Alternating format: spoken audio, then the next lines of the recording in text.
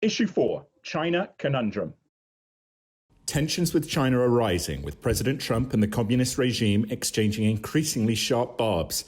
It's not just the rhetoric. Last weekend saw competing exercises between the US and Chinese navies in the South China Sea. FBI Director Christopher Wray this week suggested that China poses a preeminent threat to the American way of life. Oh, and the status of Hong Kong, now under a security law which breaches the Sino-British Treaty, is another sore point. And note something else.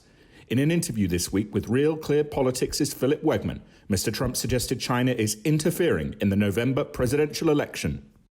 AB, it's my view that actually China will be one of President Trump's biggest sort of legacy accomplishments, moving towards a more overt Cold War stance, which I think we need, and I'm sure everyone else probably disagree or might disagree. But how do you see in the run-up to November China playing a role in the election, whether it be the economy, the idea of human rights in Hong Kong and Xinjiang, or the South China Sea, where quite frankly there may be a conflict with the United States and China? I mean, how do you see the electoral side of this vast issue? I know that this was going to be a big issue for the president going into the election against Joe Biden. It's why they started calling him, Beijing Biden a year ago.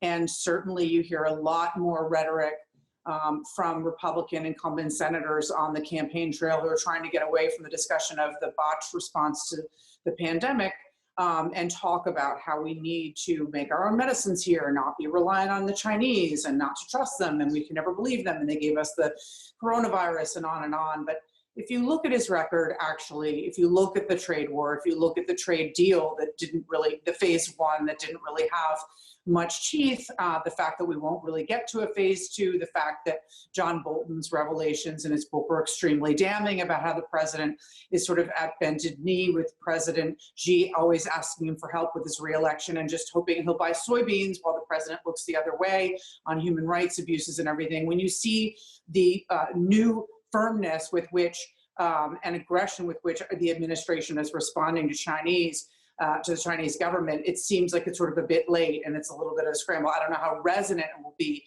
in terms of an electoral issue. Under the Barack Obama administration and the Donald Trump administration, the U.S. has ceded the South China Seas to the Chinese. That is just over with. Unless they want to get into an actual military altercation. But on these other issues like human rights, the president's never taken it seriously. I just, there are Chinese officials on the record, or former ones, experts saying that they would definitely prefer to have Donald Trump in office for the next 4 years rather than Vice President Biden, who could actually, again, assemble an international coalition multilaterally to bring pressure on the Chinese that they've enjoyed a break from for a few years now under President Trump. But Pat, your thoughts in a second. I just want to add, I do think here, I'm more skeptical of the idea that they want Trump on a second term. I think primarily because of the actions the US has taken on intellectual property theft and things like Huawei, which really undermine their long-term plan, but also that South China Sea thing. I mean, the US just last weekend, at the same time as the Chinese, had 2 carrier strike groups there. That might not be a great idea, seeing as the Chinese have anti-ship ballistic missiles. But, Pat, your thoughts on the president on this China issue? Well, I think the present day politics lean toward being hardline on China. I mean, there's nobody that goes out and says, we're misjudging Beijing and we should get back together with them. So hardline is politically not only tenable, but desirable. However, what's going on in the South China Sea makes no sense at all. Those aren't our islands in there. Running a couple of carriers and battle groups through there. What are we doing? We're threatening a war we're not going to fight. Because we're not, even if we got in a war with them and took back some of those islets, what would we do with them? But I do think there's a general hostility. But Beijing has got enemies all over the region, countries that are hostile to it, from India, South China Sea nations, Japan, and the rest of them. I think the Chinese are going to win the Hong Kong battle. The people rose up. They were violent in some cases with those demonstrations, fighting for freedom, fighting for independence. The Chinese said, we've had enough of it. They cracked down. The Americans do nothing. As AB says, the Americans do nothing about what's going on with the Uyghurs and Western China either. I think there's no doubt we are in something of an early Cold War with China, which I think we ought to think through before we fight, because I'm not sure what is vital to us in that region, we ought to have ourselves a potential 30-year Cold War, or God forbid, a hot war with these people. Eleanor.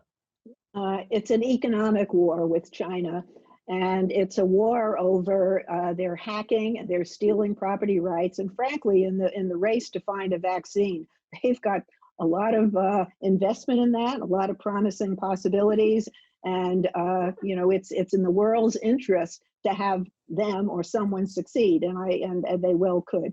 But Tom, you put me onto the speech that the FBI director, Christopher Wray, delivered at the Hudson Institute, which is a conservative think tank.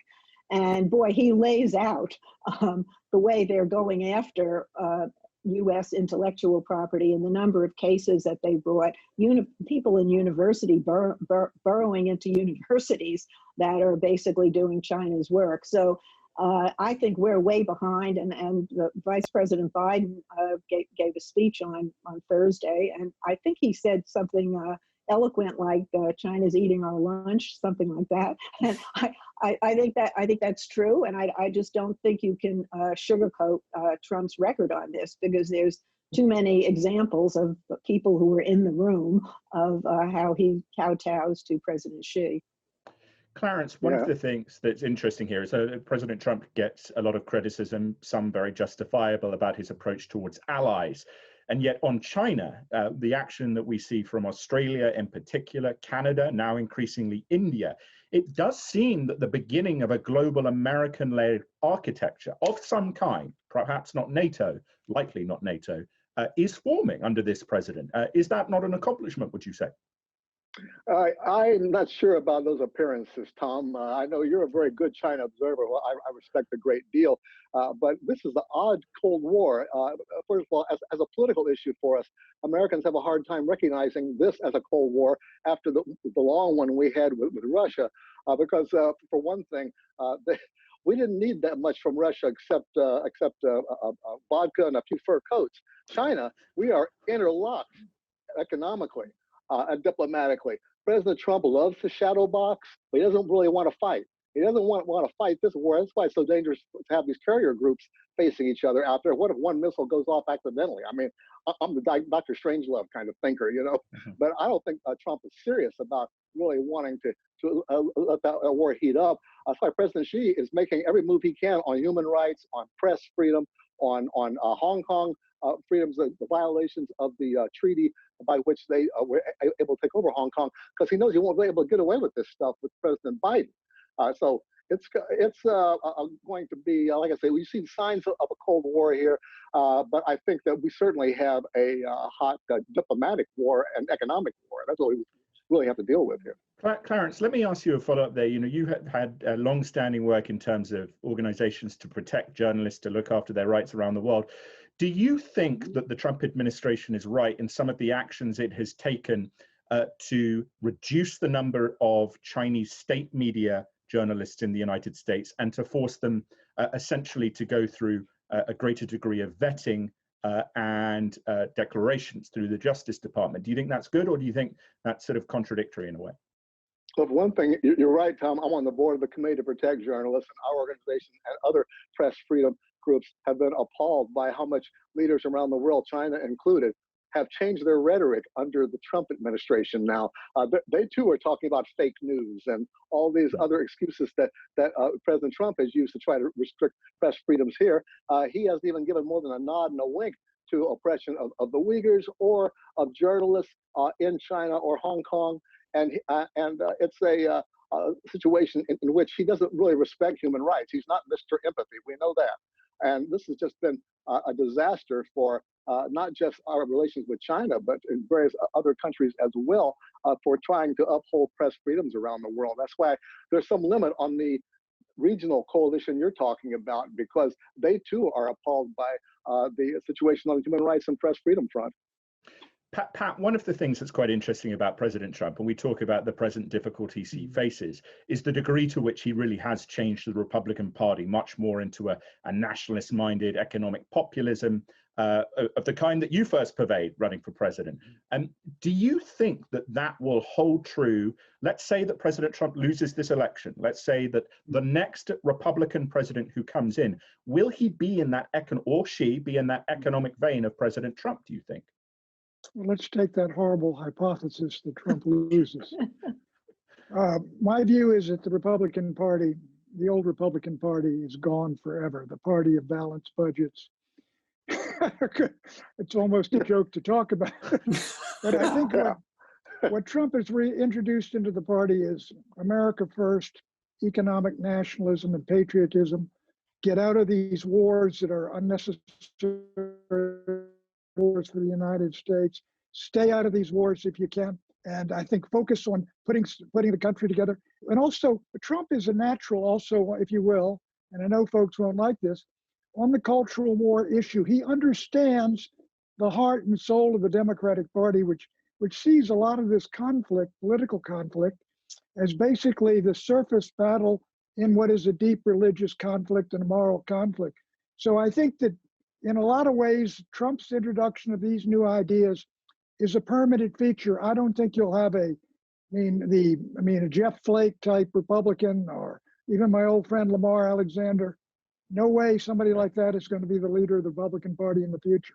All right, Eleanor, concluding comment, very quick. Right. I have a hard time even identifying anybody who might be a builder of the new Republican Party. I think Lynn Cheney is the closest I come to it. And I think she's the highest ranking woman in the Republican caucus. And I think if the Republicans take the House back ever, she's a likely speaker. And I think she really does have ideas and probably wants to restore her family name in politics. But the notion that Donald Trump his ideas are rooted in religious belief and moral fervor, no thanks, Pat.